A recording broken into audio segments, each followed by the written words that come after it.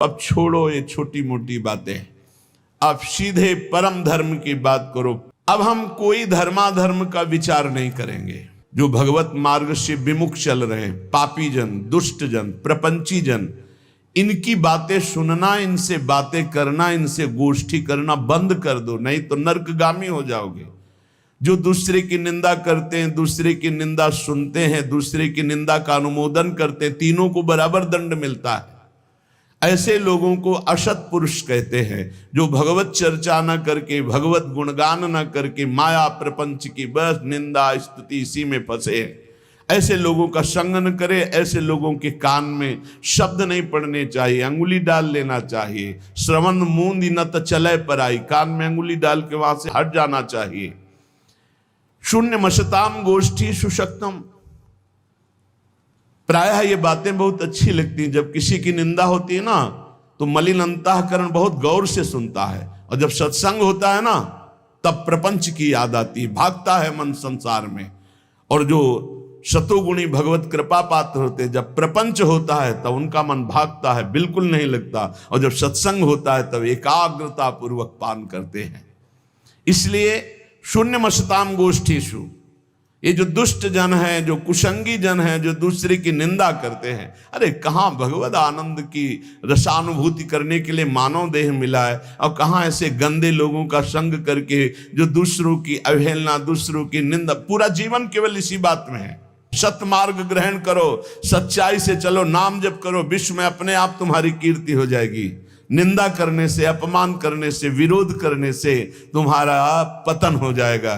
समय का इंतजार करो। असत मार्ग में चलते हो दंड मिलेगा, सत मार्ग में चलते हो भगवान मिलेंगे। समय का है। जब तक समय, भगवान ने पांडवों को यही कहा था कि तुम सर्वसमर्थ हो, तुम 12 वर्ष वनवास और 1 वर्ष अज्ञातवास के योग्य नहीं हो, पर मैं तुम्हें सलाह देता हूं, समय है, काट लो। अगर चुप होकर समय काट लिए तो फिर परिणाम में देखना है, सब नष्ट हो जाएंगे अपने आप। समय महाबलवान है। विदुर जी ने भी जिस समय लाक्षागृह में भेजा गया पांडवों को, तो विदुर जी ने कहा, मैं जानता हूं तुम सब समर्थ हो, लेकिन मेरी सलाह है, इस समय समय तुम्हारे अनुकूल नहीं, गुप्त हो जाओ, कोई जान ही ना पावे कि मरे कि बचे। हम तुम्हें सुरंग के व्यवस्था किए देते हैं, उससे जंगल में निकल जाना, और जब तक समय अनुकूल ना आवे तो कोई जान ना पावे कि तुम जिंदा हो। समय बड़ा बलवान है। ये असत आचरण करने वाले, पापाचरण करने वाले, ये सदैव पतन को प्राप्त होते हैं, पर इनको समय का ज्ञान नहीं है। इसलिए महापुरुष जन कहते हैं, शून्य मसताम गोष्ठीषु, ये दुष्ट पुरुषों का संग त्याग दो। अरे कानों से भगवत चर्चा, महामहिमा, महाभागवतों की सुननी है, ये निंदा स्तुति सुननी संसार की। असताम, असत कौन है? जो भगवत वार्ता विहीन, जो भक्त महिमा विहीन, केवल संसार की, प्रपंच की बातें करते रहते हैं। उनको किसी से मतलब नहीं, उनको भगवान से बिल्कुल मतलब नहीं। उनको मतलब है अपनी ख्याति से, अपने भोग वासनाओं की पूर्ति से, अपनी वाहवाही से। ऐसे असत पुरुषों के संग का त्याग कर दे। और अशक्तम, कभी काम, क्रोध और अहंकार की वशीभूत ना हो जाए।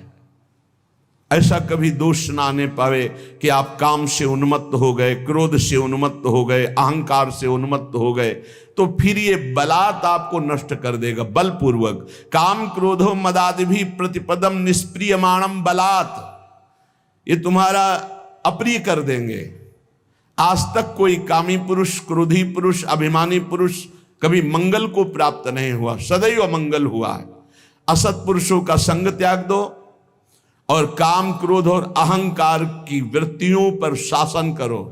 शासन वही कर सकता है जो सत्संग सुनता है, जो नाम जप करता है, उसकी बुद्धि पवित्र होती है।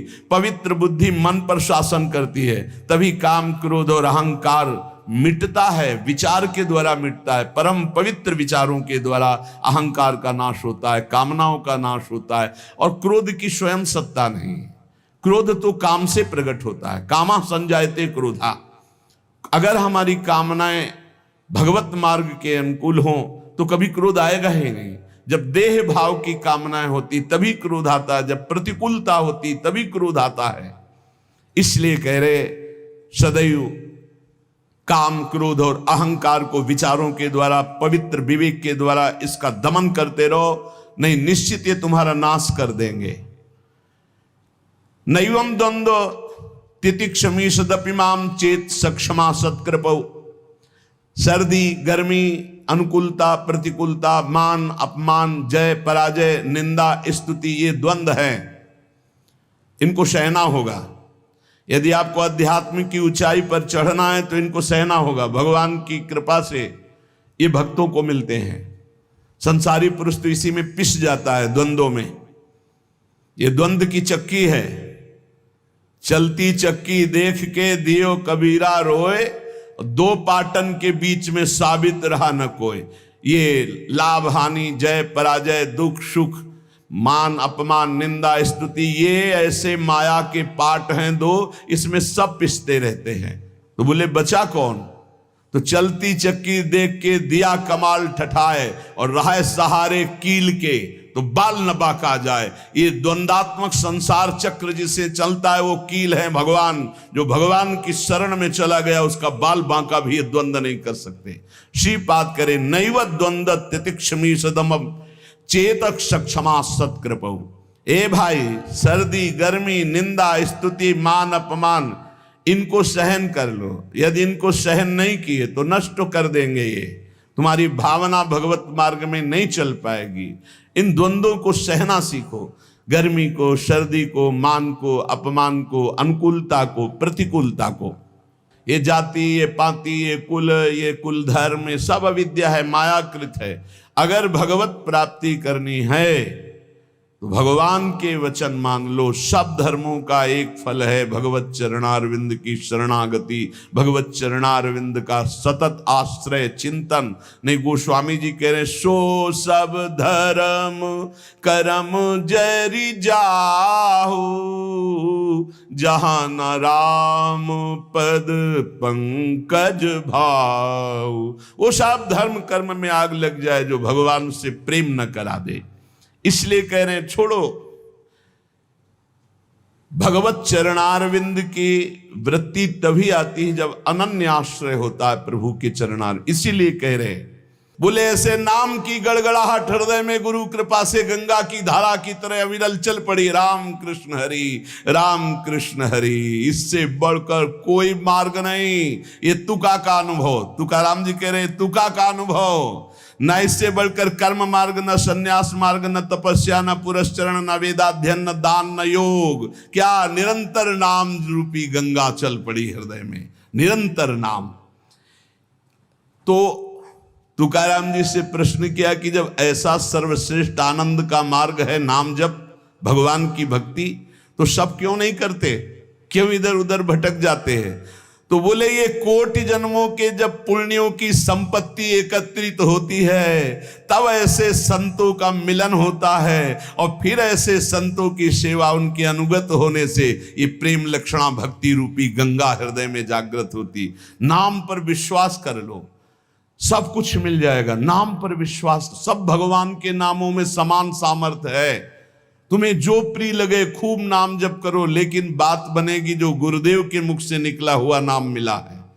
रामकृष्ण हरि जपते थे तो कह रहे जैसे मोट से सिंचाई खेत की, लेकिन जब गुरुदेव ने दिया तो ऐसा लगा जैसे गंगा की धारा ऐसे फूट गई, खेत लबालब भर गया, ऐसे हृदय मेरा आनंद से भर गया। अनेक जन्मों के जब पुण्य एकत्रित होते हैं तब ऐसे संतों का संग मिलता है, और ऐसे संतों से फिर भक्ति गंगा की तरह उल्लसित हो जाती है। श्री तुकाराम जी के वचन भगवान से कहते हैं कि प्रभु, वैसे तो पैसे दे करके लोग सेवक रखते हैं, और हम तो बिना पैसे के आपके सेवक हैं, क्यों नहीं आप हमको अपनी सेवा में रख लेते? वैसे तो सेवा पैसे दे के कराई जाती है। प्रभु इतनी बात तो याद कर लो कि बड़े का लड़का यदि फटे पुराने कपड़े पहनकर किसी से मांग कर, तो बेइज्जती बड़े की होती है। लोग पूछते हैं कि ये कौन, किसका लड़का है? बोले उन अरबपति का है। कितना कंजूस आदमी है, लड़का ऐसी स्थिति में घूम रहा, खुद अरबपति है। तो बोले प्रभु अवगुणी हूं, मलिन हूं और भिखारी भी हूं, पर हूं किनका आप समझ लो। लोग यही कहेंगे कि पांडुरंगा विट्ठल का है ये, अब अपनी इज्जत संभालो आप। ये देखो गूढ़ बातें है, इतनी ठसक प्रभु से अपनेपन की हो जाए कि ना सब मैं किसका हूं। जैसे एक बार बड़ा सुख मिला था, प्रारंभ की बात है, भिक्षा मांग रहे थे तो एक वयोवृद्ध ब्रजवासी बैठे हुए थे, बिहारी जी की गोस्वामी। आप सुनरी ये राधा वल्लभ जी को बाबा जी आयो है, माधुकरी दो। भाई ये शब्द कान में जो ही पड़े, माधुकरी लिया।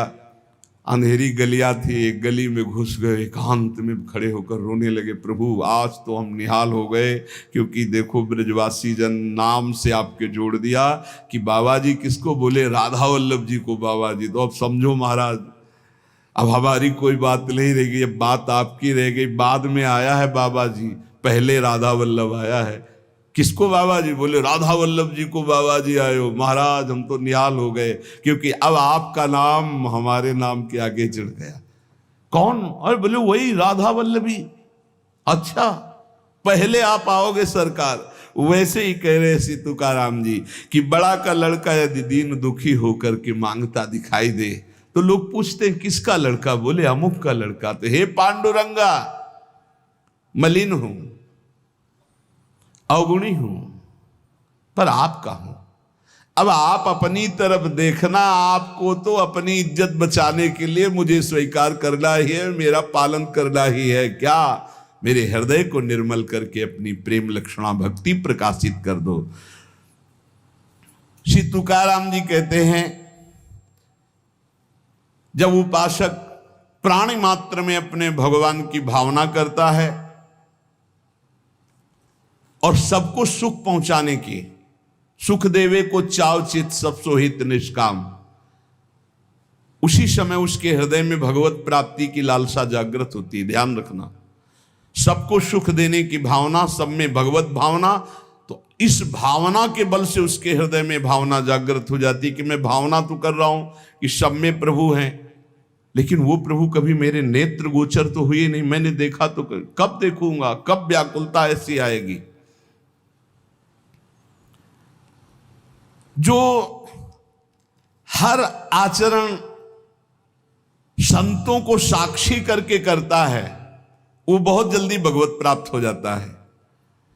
संतों को साक्षी करके, ये जो मैं कार्य कर रहा हूं अमुक संत ने कहा है, ऐसा करने से सिद्ध महापुरुषों को अपना आदर्श बना लेना चाहिए और पूरी दिनचर्या उनके अनुसार होनी चाहिए। कोई भी चेष्टा मनमानी नहीं होनी चाहिए। अगर आपसे पूछा जाए कि आप ये क्यों कर रहे हो, तो आपका उत्तर होना चाहिए कि अमुक जगह अमुक संत ने ये बात कही थी इसलिए मैं कर रहा हूं। संत को साक्षी बना करके ही हमारी संपूर्ण दिनचर्या, हमारे गुरु ने ऐसा हमको कहा है कि आप ऐसे कीजिए, ऐसे कीजिए, ऐसे कीजिए। एक ने पूछा था कि आपके गुरुजी तो सफेद भी पहनते हैं और आप बराबर 12 महीना पीला ही क्यों उड़ते हैं? उनका गुरुजी ने हमको ये सफेद की आज्ञा नहीं करी थी। हमें जिस दिन विरक्त वेश दिया था यही दिया था, नीचे मार्किन ऊपर पीला, आजीवन उसी का पालन कर रहे हैं। हमें जैसा आदेश किया हम वैसे ही चलेंगे। कोई भी आचरण ऐसा नहीं होना चाहिए साधक के जीवन में जो संत उपदिष्ट ना हो। वो शास्त्र में हो, वो संत में हो, तभी बात। श्री तुकाराम जी कह रहे हैं, नामदेव, ज्ञानेश्वर, कबीर, एकनाथ, ऐसे महापुरुषों के वचनों का अनुसरण होना चाहिए। एके घाई खेलताम न पड़सी डाई, दुचाले ने ढकसिल भाई रे, त्रिगुणांचे फेरी तू थोर कष्टी होसी, या चौघांची तरधर साई रे। अगर एक भाव से खेलोगे तो ये माया दांव में तुम्हें फंसा नहीं पाएगी। एक भाव संतों के आदेश से आपका खाना पीना, उठना बैठना, चलना, क्रिया कर्म सब शास्त्र सम्मत, संत सम्मत होना चाहिए। और दुविधा से खेलोगे तो ठगी बहुत जोर की माया की तुम्हें ठग लेगी। अब वो कह रहे हैं, वो अब संत हैं, वो अपने अनुसार कह रहे हैं, हमको अपने अनुसार चलना है। तो बोले फंस जाओगे, अपने अनुसार चलोगे फंस जाओगे, माया फंसा लेगी। ये त्रिगुणमयी माया का ऐसा फेर है कि इससे निकल पाना बहुत कठिन है। वही निकल सकता है एक घाई खेलताम न पड़सी ढाई, जो एक भाव ले लेता है कि हमारे अब पूरे आचरण संत सम्मत होंगे, शास्त्र सम्मत होंगे। जो संतों ने कहा है, बोले आप ऐसा कैसे चल रहे हो, आप ऐसा कैसे कर रहे हो, तो बोले अमुक संत ने कहा है, उसके अनुसार चल रहे हैं। और उदाहरण में कह रहे हैं कि ऐसे समर्थ संत आदर्श होने चाहिए, जैसे नामदेव, ज्ञानदेव, कबीर जी, एकनाथ, जैसे अपना हरिवंश महाप्रभु स्वामी हरिदास जी, बिहारिंदेव जी, श्री ध्रुवदास जी, नागरीदास, बड़े जो भगवत प्राप्त महापुरुष हैं, उनके वचनों के अनुसार हमारे आदर्श होने चाहिए, वही वचन हमारे आदर्श होने चाहिए। तुकाराम जी कह रहे हैं कि जिनके मार्ग पर चलने से अटल विश्वास, गहरा प्रेम प्राप्त होता है, उन महापुरुषों के वचनों की कभी अवहेलना नहीं करनी चाहिए।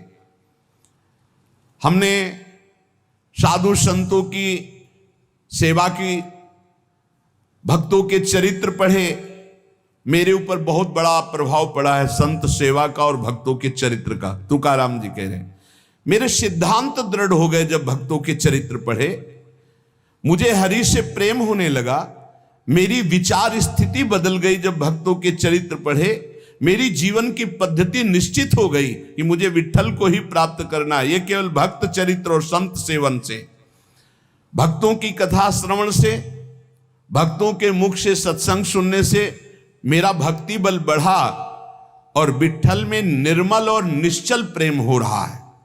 संतों का सहारा बहुत बड़ा सहारा है। ये संतों के मुख से निकली हुई भगवद वार्ता कामधेनु है, इष्ट काम को पूर्ण करने वाली है, भगवत प्रेम आनंद बढ़ाने वाली है, सन्मार्ग दिखाने वाली है, भगवत प्राप्ति का निश्चय कराने वाली है, सही आचरणों का सिद्धांत देने वाली है। जो संतों के मुख से निकली हुई चर्चा है, तुकाराम जी कहते हैं इससे इष्ट भाव पुष्ट हुआ, शीलवान हुए, साक्षात्कार करने की लालसा बढ़ी, धर्मी और नीति इनमें हमारे जीवन में बहुत लाभ प्राप्त हुआ। हरि जनांची कोणाना घडावी निंदा, साहत गोविंदा ना ही त्यांचे। कभी किसी भक्त की निंदा न करना। नहीं, गोविंद अपनी निंदा सह सकते हैं, भक्त निंदा कभी नहीं सह सकते। हरिजनांची कोणा ना घड़ावी निंदा, हरिजनों की कभी निंदा मत कर देना। भगवान की निंदा कर दोगे सह जाएंगे, लेकिन भक्त निंदा करोगे तो गोविंद का इतना कोमल हृदय है कि वो भक्त निंदा नहीं सह पाते। भक्त निंदा करने वाले को वे चाहे जितना छल छद्म करना पड़े उसको नष्ट कर देते हैं। और उनके लिए क्या है, कोई भी उनके लिए तो बड़ा है नहीं। आप देख लो दुर्वासा से बड़ा तपस्वी कौन होगा जो अम्बरीश जी की अवहेलना करना चाहा तो फिर त्रिभुवन में भागना ही पड़ा। द्रौपदी जी को जब क्षोभ हुआ तो कौरवों का नाश निश्चित हो गया। पांडवों से वैर करने वाला कुल सहित नष्ट हो गया। पांडवों के प्रति थोड़ा बलराम जी का प्रेम कम था, दुर्योधन के प्रति अधिक था, तो भगवान ने परिक्रमा में भेज दिया, चलो तीर्थयाटन करो भारत की, और युद्ध में शांत करवा दिया। करो पांडुपुत्रों की हत्या करने वाले अश्वत्थामा के मस्तक को बेच कर मणि निकालकर आज भी दुर्गंध युक्त वो भटक रहा है। इसलिए तुकाराम जी कह रहे हैं भक्तों की निंदा मत करना, जल्दी करो, आर्त भाव से पुकारो, भगवान को पधारने के लिए हृदय तैयार करो। भक्त निंदा न करना, ना भक्त निंदा सुनना। उठते बैठते भगवान को पुकारो, बहुत जल्दी भगवान मिल जाएंगे। भगवान प्रेम को पहचानते हैं। देखो ना, सबरी भीलनी के बेर जूठे खाते हुए बखान रहे, वाह कितने सुंदर मीठे हैं। देखो ना इनकी प्रेम भूख को। सुदामा के चावल तंदुल फांक रहे और कह रहे आह कितने सुंदर है, कितना स्वादिष्ट है। भला बेर कहीं स्वादिष्ट होते? ऐसे स्वादिष्ट कि स्वयं भगवान बखान। भला चावल के टुकड़े कहीं स्वादिष्ट होते हैं? विदुरानी के दिए हुए केले के छिलके खा रहे, वाह, ये प्रेम के भूखे मेरे प्रभु हैं। प्रहलाद की कथा स्मरण करो, तुकाराम जी कहते हैं भक्त की आवाज को पूर्ण करने के लिए खंभा फाड़ करके नरसिंह रूप से प्रकट होकर उछल गए।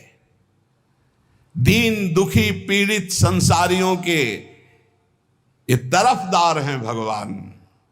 जो भगवान को पुकारता है, भगवान को भजता है, उसके तरफदार है। माइया बिठोबाचा कैसा प्रेम भाव, मेरे विठ्ठल भगवान कैसे प्रेम भाव को पहचानते, तुकाराम जी कहते हैं। भगवान का भक्त कभी अपने को अकेला ना समझे, वो अव्यक्त रूप से आगे और पीछे हर समय भक्त के रहते हैं। कोई उनका प्रहार आघात के द्वारा हानि पहुंचाना चाहे, उसको नष्ट कर देते हैं भगवान। भगवान अपने भक्त का सारा भार स्वयं ले लेते हैं। भगवान ही उसे सुरक्षित रखते हैं। भगवान के द्वारा सुरक्षित भक्त जन है, बाहर से नहीं दिखाई दे रहा कि अंग रक्षक है। तुकाराम जी कहते हैं इन बातों पर भक्त विश्वास करो और आंख खोल कर देखो, तुम्हारे आगे पीछे भगवान चल रहे हैं। भगवान जिसे अपनाते हैं तो पहले संसार की दृष्टि में उसकी निंदा करवाते हैं। तैयार हो जाओ, मत जलन पैदा करो। ये निंदा क्यों होती है? ऊंचाई पर चढ़ाने के लिए। भगवान अपनी ऊंचाई पर जब चढ़ाते हैं भक्ति की, तो ये निंदा ही है, अपमान ही है, तिरस्कार है, विपत्ति है। भगवान जिसे अपनाते, तुकाराम जी कह रहे हैं, पहली दृष्टि में उसकी निंदा कराते हैं, फिर ऐसा जगत बंद है। इनका खेल इनसे क्यों पूछे कोई, क्यों करते हो ऐसा? अब आराम से बैठे समुद्र के किनारे पर्णकुटी में भजन कर रहे हैं माधवदास बाबा। इतना आनंद भजन में आ रहा कि भिक्षा मांगने भी नहीं गए। ठाकुर जी स्वयं अपने भोग की थाल ले जाते हैं, और वो कोई विक्षेप न पड़े भजन में, इसलिए दरवाजे की तरफ पीठ की हुई ऐसे भजन में बैठे। बाबा दंडोत, कुछ नहीं बोले। ये भोग की थाल जगन्नाथ जी ने भेजा है, आप पा लीजिए। तो इशारा कर दिया कि रख दीजिए, अभी भजन पूरा हो जाएगा तब पा लेंगे। और इशारा कर दिया कि बाद में ले जाना, हम धो के यहीं कुटिया के सामने रख देंगे। जब लोग देखा इतना सुंदर प्रसाद, सब प्रसाद पाया, मान धो करके समुद्र से ऐसे कुटिया पे रख दिया। अब वहां मचा के भोग की थाल गायब हो गई। कौन गायब किया, कैसे? सबको पता है कि जब भोग लगता है तो भोग लगाने वाले जो निज अंग पार्षद होते हैं बाहर बैठते हैं। कोई घुसा है नहीं, कहां से? किसी ने बताया कि माधवदास बाबा की कुटिया के सामने एक थाल, क्या वही भोग की थाल है? तब भाग के गए, देखा, बोले यही थाल। खूब डंडे से पिटाई की माधवदास बाबा। अब आप ये बताओ कि महाराज पहले सुंदर सुंदर भोग पवाते हैं और फिर डंडा चलवाते हैं। इनकी कैसी विचित्र लीला है। फिर किसी ने कहा कि आप ये तो विचार करो, ये तो यहां से जाते ही नहीं है, वहां कैसे पहुंच गए? तब पूछा कि तुम्हारे पास थाल कैसे आई? तो बोले हम, मुझे पता नहीं, कोई पीछे से बोला था कि भोग प्रसाद जगन्नाथ जी ने भेजा है, तो हमने पा लिया, पा के धो के। फिर उन क्षमा याद सुना की। अगली रात्रि में बहुत ठंडी से शरीर कांप रहा था, तो अपनी रजाई उड़ा दी। और आप ठंडी में ऐसे, जब पार्षदों ने सुबह मंगला में देखा तो ठाकुर जी की रजाई गायब, तो पता चला माधवदास बाबा उड़े। तब सबको पता चला कि वो तो सिद्ध महापुरुष स्वयं ठाकुर जी ने पहुंचाई भोग की थाल। ये काहे को करते रहते? इनकी मौज, इनके खेल है, इनके खेल है, उनके जन है वो, उनके। अब प्रेमी जन इस बात को समझ पाएंगे, संसारिक आदमी कैसे समझ पाए? ये क्या खेल है? पहले माल चलाते फिर डंडा पड़वा, तो इनका खेल है। अब अगर तैयार हो इस खेल में तो फिर आओ हरि चरणारविंद की तरफ। तुकाराम जी कहते हैं, ये जिसे अपनाते हैं तो वंद्य होने पर भी संसार निंदे, उनकी निंदा करता है और पीछे जगत बंद बनाते हैं। इसलिए कसौटी पर कसने के लिए तैयार रहो। ऐसा वो क्यों बोला? क्योंकि हरि बुलवा रहे हैं। तो हरि क्यों बुलवा रहे हैं? तुम्हारा क्यों बोलने का अधिकार कैसे? तुम्हारा तन मन प्राण समर्पित है, तुम उनके सेवक हो, जैसे चाहे हो। वो चाहे सिंहासन पे बैठा है, चाहे रौंद दे चरणों से, उनके समर्पित हैं। अब क्या प्रश्न करना है? जोई जोई प्यारो करे सोई मोहि भाग। बोले वो प्यारो थोड़ी है, नहीं तो तुम्हारे चश्मा कहां गया? सर्वान वस्तुतया निरीक्ष परम स्वाराध्य बुद्धिर्मम प्रवचन के लिए है ये क्रूरापि पापिनो न च सताम संभाष्य दृश्याश्च, ये सर्वान वस्तुतया निरीक्ष परम स्वाराध्य बुद्धिर्मम। कहां गया तुम्हारा ये चश्मा? सर्वाध्य बुद्धिर्मम मेरे आराध्य देव है। वहां बोले चूक हो, हाँ यही चूक सुहालो, कोई निंदा अपमान करने वाला और नहीं। कौन है? मेरा ठाकुर मुस्कुरा के कि पहचान पाओ तो पहचान लो, और पहचान गए तो कह रहे जगत बंद। जिसकी निंदा वही जगत बंद है। अंगीकार जाचा केला नारायणे निंदते ही तेणे वंद केले। जिसे भगवान श्री हरि अंगीकार करते हैं, पहले विपत्ति अपमान तिरस्कार निंदा करवाते हैं। चाहिए तैयार हो जाओ भाई, जैसे आर्मी में नहीं तैयार करते हैं कि पानी से निकलना हो तो कैसे निकलोगे, रस्सी की इतनी ऊंचाई चढ़ना है, इतनी दौड़, इतनी लंबाई, इतना ये।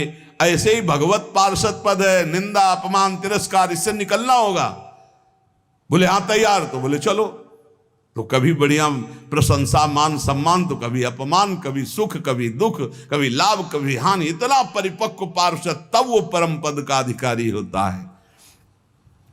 नारायण ने जिनको अंगीकार किया, हरि ने जिनको अंगीकार किया, वो जगत बंद हुई, पर उनकी निंदा हुई, उनका अपमान हुआ, उनकी पिटाई भी हुई। ये इतिहास साक्षी, इसलिए तैयार रहो ना। हरि का आश्रय लिए हो, मजबूत बनाए जाओगे। पक्का तैयार रहो। हरि पार्षद हर बात के लिए तैयार रहे कि हम राजी हैं उसी में जिसमें तेरी रजा है मालिक। अरे बचपन से ऐसे ऐसे जंगल, ऐसे ऐसी जगह, ऐसे ऐसे रात्रि, सियार पास से बोल रहे हैं जो जिंदा खा जाए, उल्लू बोल रहे, झप झप गंगा जी की धारा, और ऐसी आवाजें, सांप की फुसकार, और अंधेरे में कुछ दिखाई नहीं दे रहा, रात्रि पार करनी, न टार्च न बिजली न कुछ। वहां कौन है? हरि शरणम भगवान। आज तक कभी बिच्छी ने नहीं मारा, कभी सांप ने नहीं काटा, कभी किसी कीड़े ने नहीं काटा, कभी भूत प्रेत ने हमको कोई सताया नहीं, कभी कोई कहीं कुछ नहीं। अगर हम भूखे रहे तो इतना आनंद प्रदान किया हरि ने, कदम कदम पर सुख प्रदान किया। नहीं, डरना नहीं, भगवत मार्ग में डरना बनाया। अभय किस बात से? अगर तुम्हें चाहिए ना कि अभी तुम मर जाओ तो हम जीना क्यों चाहें? तुम चाहते हो कि अभी तुम्हारी निंदा हो तो हम प्रशंसा क्यों चाहेंगे मालिक? आप जैसे राजी रहोगे। आप चाहते हो अस्वस्थ रहो तो हम स्वस्थ रहना क्यों चाहेंगे? आपकी चाह के विपरीत कोई त्रिभुवन में कदम रख नहीं सकता।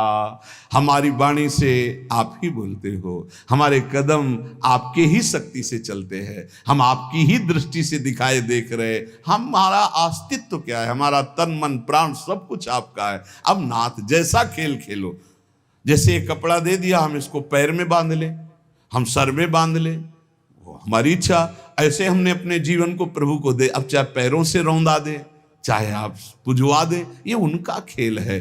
भक्त को चाहिए कि ये तैयारी कर ले। तुकाराम जी कहते हैं, अजामिल में कौन सा गुण रह गया था पर भगवत प्राप्ति हुई।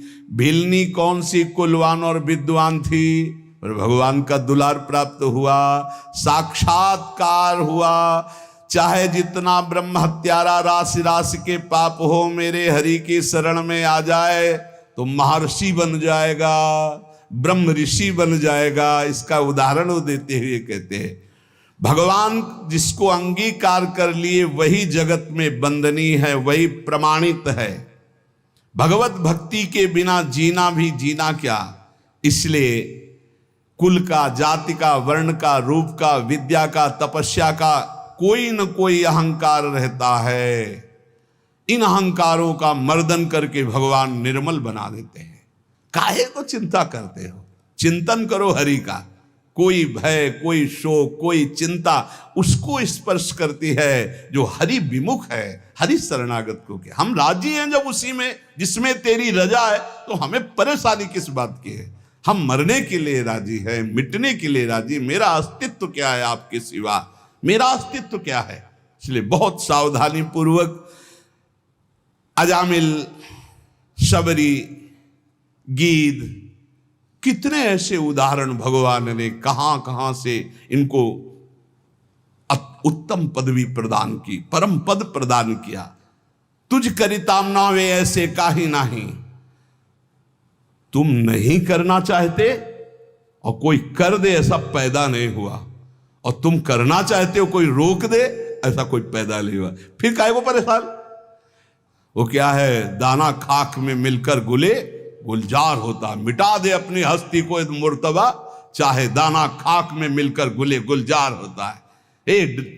मस्ती अगर प्राप्त कर ली तो हरि शरणम हरि शरणम हरि। ये केवल प्रवचन का विषय थोड़ी, जो भगवान की शरण में हिम्मत नहीं कि बाल बाका कर ले और मेरे मालिक की इच्छा है तो सभा में गड़ासे से कटवा दिया। क्यों? क्योंकि अंतिम निर्णय है, भगवान का अंतिम निर्णय है। देखो पूज्य पादुड़िया होगा, देखो श्री मग्नानंद सरस्वती जी, अंतिम निर्णय है। अजय अमोघ शक्ति संपन्न भीष्म जी को 6 महीना बाणों की सैया पर, मालिक का विधान सर आंखों पर, वो खेल करता है और हम उसके जमूरे हैं। जैसा इशारा होगा वैसे खेल खेलना है। वो बोले हमसे ताल ठोको तो ताल ठोक देंगे, बोले हमारे आगे घुटने टेको तो घुटने टेक देंगे। हमारे लिए ताल ठोकना और घुटने टेकना दोनों बराबर है, क्योंकि हम आपके लिए है ना। ताल ठुकवाई विजयी और घुटने टेकवाई और हार स्वीकार करवाई, ये दोनों में हमें अपने स्वामी को देखना है, अपने प्रीतम को देखना है। तुकाराम जी कहते हैं, इस शब्द को याद रखना, तुझ करिताम नवे ऐसे काहि नहीं। तुम जो चाहते हो उसे कोई मिटा दे ऐसा कोई पैदा नहीं हुआ। बस हमको ये बात ध्यान रखनी हम सबको कि अगर मेरे स्वामी मुझे दुख में रखना चाहते हैं तो ऐसे सुख को आग लगे।